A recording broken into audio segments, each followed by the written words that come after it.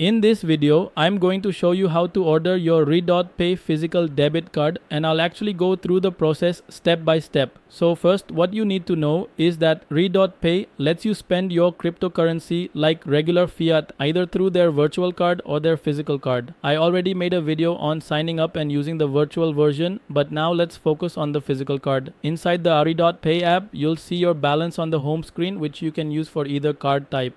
The benefit of the physical card is that it also lets you withdraw money at ATMs.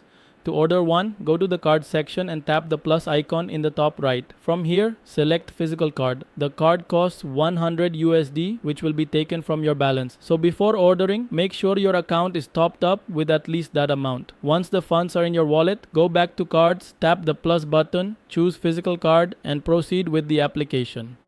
During this step, you'll see your billing address which you set up at registration, but you can choose to ship the card to a different address if needed.